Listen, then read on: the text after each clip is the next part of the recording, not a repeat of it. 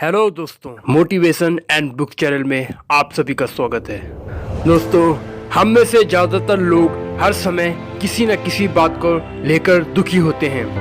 हमारे दुखी होने के पीछे बहुत से कारण होते हैं, पर क्या हमने कभी यह जानने की कोशिश की है कि दुख वास्तव में क्या है और यह किस तरह हमारे जीवन में उत्पन्न होता है। आज मैं आप लोगों को एक कहानी के माध्यम से समझाऊंगा कि दुख वास्तव में क्या है और यह हमारे जीवन में किस तरह काम करता है। तो एक बार गौतम बुद्ध और उनके शिष्य एक वन से गुजर रहे थे। बहुत देर तक चलने के बाद बुद्ध और उनके सारे शिष्य एक पेड़ के नीचे विश्राम करने लगते हैं। उस पेड़ के नीचे एक अलग ही प्रकार की शांति होती है और सभी लोग उस शांति को अनुभव करते हैं। कुछ टाइम बीतने के बाद गौतम बुद्ध का एक शिष्य उठता है और बुद्ध से पूछता है, बुद्ध, मैं आपसे एक प्रश्न पूछना चाहता हूँ। इस पर बुद्ध कहते हैं, पूछो, क्या प्रश्न है तुम्हारा। शिष्य कहता है, हे बुद्ध, मैंने आपको कभी दुखी नहीं देखा। आपके चेहरे पर हर समय एक अलग ही मुस्कुराहट होती है, एक अलग प्रकार का तेज होता है जो हमें भीतर तक आनंद से भर देता है। मैं यह जानना चाहता हूँ कि मेरे भिक्षु बनने से पहले मेरे जीवन में बहुत सारा दुख था, बहुत सारी परेशानी थी, जिसके कारण मैं भिक्षु बन गया। मैं अभी तक यह नहीं जान पाया कि दुख वास्तव में है क्या। कृपया मुझे बताने की कृपा करें। बुद्ध मुस्कुराते हैं और कहते हैं कि दुख एक विचार से ज्यादा कुछ भी नहीं है। सभी शिष्य यह सुनकर चौंक जाते हैं और बुद्ध से पूछते हैं कि हे बुद्ध, विचार तो आते हैं और चले जाते हैं, पर दुख एक बार जो आ जाता है फिर जाने का नाम ही नहीं लेता। बुद्ध कहते हैं कि मैं तुम्हें एक छोटी सी कहानी सुनाता हूँ। फिर बुद्ध एक कहानी सुनाने लगते हैं। एक नगर में एक धनी सेठ रहता था। उसके पास एक वफादार नौकर था। वह सेठ अपने नौकर पे बहुत विश्वास करता था।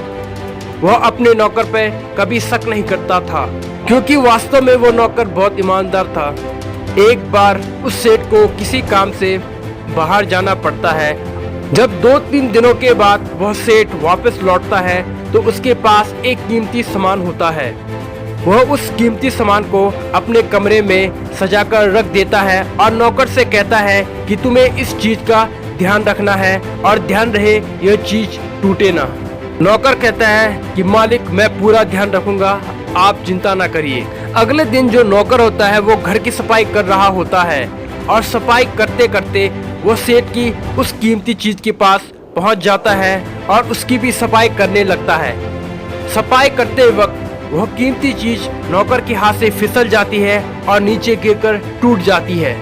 जब सेठ को इस बात का पता चलता है तो वो नौकर के पास आकर उसे खूब डांटता है और धमकाता है, पर ना तो वो नौकर को नौकरी से निकाल सकता था और ना ही उसे पीट सकता था, क्योंकि वो बहुत वफादार और उसका पुराना नौकर था। इसलिए वो उसे डांट धमकाकर छोड़ देता है। परंतु सेठ उस कीमती चीज के बारे में सोच सोचकर बहुत दुखी हो जाता है। उसे नींद नहीं आती और वो बहुत बेचैन हो जाता है।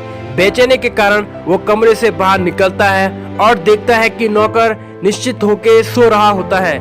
यह देखकर सेठ को और भी गुस्सा आता है और सोचता है कि इसने मेरे इतनी प्रिय चीज को तोड़ दिया और उसे बिल्कुल कोई भी चिंता नहीं है और आराम से सो रहा है।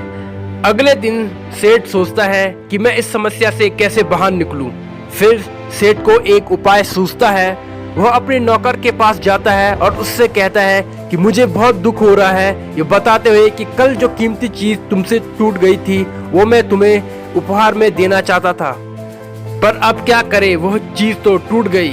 सेठ की इस बात को सुनकर नौकर को धक्का लगता है और नौकर सोचता है, अरे यह तो बहुत बड़ी गलती हो गई। वे इतनी कीमती चीज और महंगी चीज मेरे लिए थी और मुझसे ही टूट गई। फिर उस नौकर के मन में बेचैनी पैदा हो जाती है और दुख पैदा हो जाता है। रात होती है, सेठ आराम से सो रहा होता है और अब नौकर बेचैन रहता है। उसे नींद नहीं आती, क्योंकि अब उस नौकर ने उस सेठ की कीमती चीज को अपने आप से जोड़ लिया। इसलिए वह दुखी हो रहा है।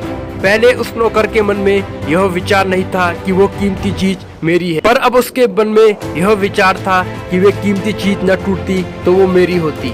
इस पर बुद्ध कहते हैं कि दुख केवल एक विचार है और यह विचार कैसे उत्पन्न हुआ। अभी हम किसी भी चीज को अपने आप से जोड़ लेते हैं, उसे पकड़ने की कोशिश करते हैं तो वो चीज हमें दुख देती है, क्योंकि वास्तविकता यही है कि कोई भी चीज हमसे जुड़कर नहीं रह सकती। इसलिए दोस्तों, इस कहानी के माध्यम से हमें यह सीख मिलती है, जो भी चीज आपके पास है वो आपकी है, लेकिन कुछ समय बाद वो आपसे दूर हो जाएगी। उस दूर होने की घटना को स्वीकार करें। इसलिए किसी भी वस्तु और किसी चीज के प्रति ज्यादा मोह न रखें, उसके प्रति अट्रैक्टिव न हो, क्योंकि जब आपका किसी वस्तु से मोह हो जाता है तब वो वस्तु ही आपके दुख का कारण बनती है। अगर आपको यह वीडियो अच्छा लगा हो तो इस चैनल को सब्सक्राइब कर दीजिए, ताकि मैं आप लोगों के लिए ऐसी मोटिवेशनल वीडियो और बुक की नॉलेज लाता रहूं।